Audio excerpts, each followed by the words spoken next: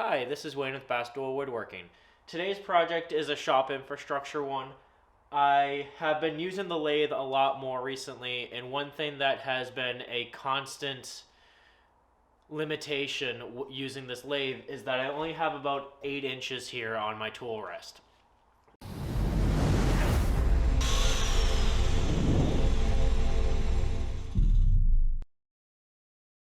The full bed of this lathe gives me about 28 inches between centers where I could turn dowels or table legs or anything like that. But I find myself having to slide the tool rest down the length of the bed every 8 inches. So I'm going to make a flip up tool rest that will go the entire bed length, or about 28 inches, maybe 30. In order to do that, I have a turning square of some poplar here, and I have a piece of angle iron, and I'm going to try to use these together to make a tool rest.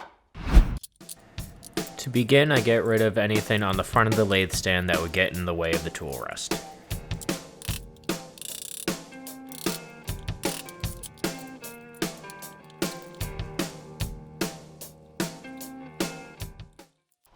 My initial thoughts for how to attach and detach the fence would be to have a couple of blocks here and here with a mortise in each one, maybe even one in the middle. I don't want sagging. And then essentially just creating 3 pegs for that tool rest to sit on, and it slots in. When I'm not using it, I take it out and I hang it on the wall.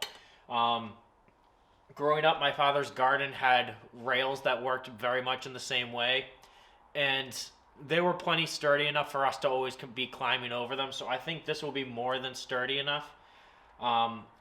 It's just a matter of getting it so that it ends up close enough to the lathe while not being so close that it limits the size of a piece that I can turn. So I still want to be able to have the full 5-inch piece spinning and not have it be in the way. So that's kind of what I'm wrestling with right now in terms of size. My plan might have changed a little bit. I think that if I put a few blocks across it and put a 1-inch hole there, not all the way through the block, using some of the leftover dowels that I have from the pickler triangle, maybe I can make this just have 3 or 4 dowels sticking out of it. That should be plenty strong enough. I think I have some of the hardwood left over from the dowels, so let's give that a try. I should have plenty of dowels, and they should be plenty tall enough so that I can make the tool rest right on center. So I think this is the way I'm going to go. Now I just need to figure out positions of blocks and how many. I might just do 1, 2, 3, and 4, and that way I have plenty of support. I'd rather overbuild this than underbuild it, especially when you're dealing with things that spin. It's better to have more than less. I have this leftover piece of 2x6. I think this should be plenty to mount that with. If not, I have some of the maple left over from the vise.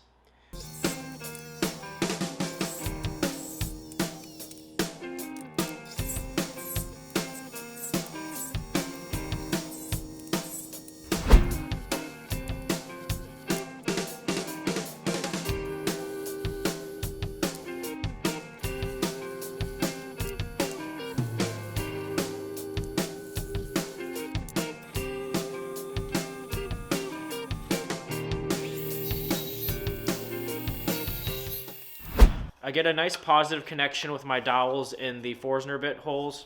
So now I just need to cut my dowels down to length. I did some basic measurements, and I believe if I cut these down to 7 inches, I'll be close. I can then adjust the height that I mount the base at to make it exactly centered on the lathe. So now all these go down to 7 inches.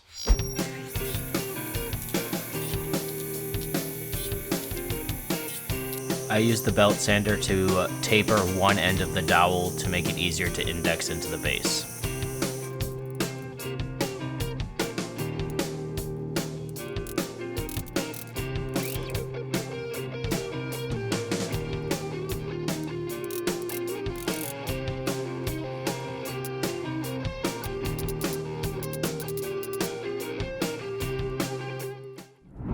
have the tool rest in place. I put a bunch of glue and then made sure it was all level and then tacked it in place with some brad nails while the glue dries. Now I need to cut the angle iron to length.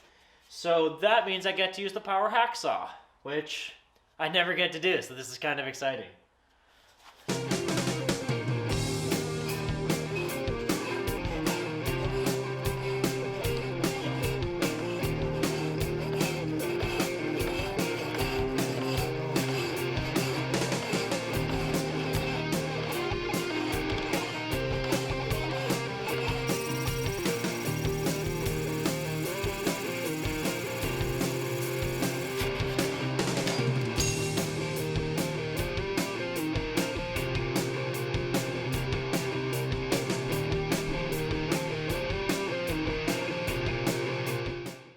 Angle iron is cut. Now I just need to drill and countersink probably about 6 to 10 holes in this so I can mount it with some number 6 screws to the top.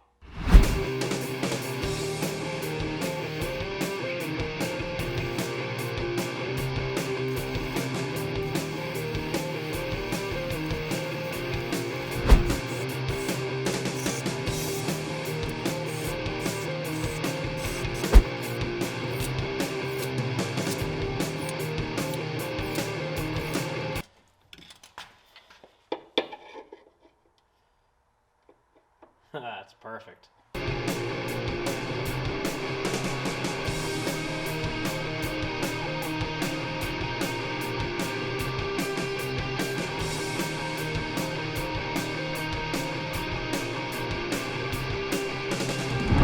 I am thrilled with the way that this turned out. I originally was thinking of doing something that would fold away, but then the more I thought about it, the less sturdy I thought that that would be. I'd have to put some bolts and stuff like that in to make it all hold together nice and tight. That way the natural shaking of the lathe wouldn't shake it apart. And once I started getting into all of that, I figured it might just be easier to literally just have pegs go into holes.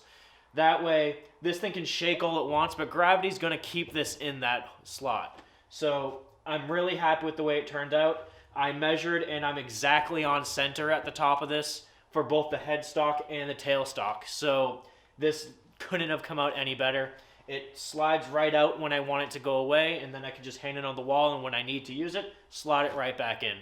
I do need to find a new place for my tooling. I might be able to just slide it down the bench a little bit, but that thing rattles like hell when I have stuff on here anyway. I might just want to mount it on the wall. Thank you for watching. Make sure you like, comment, and subscribe to keep up to date with new projects as they are released. I have a whole bunch of cool shop infrastructure videos coming up in the near future, so make sure you're on the lookout for those. And until next time, thank you.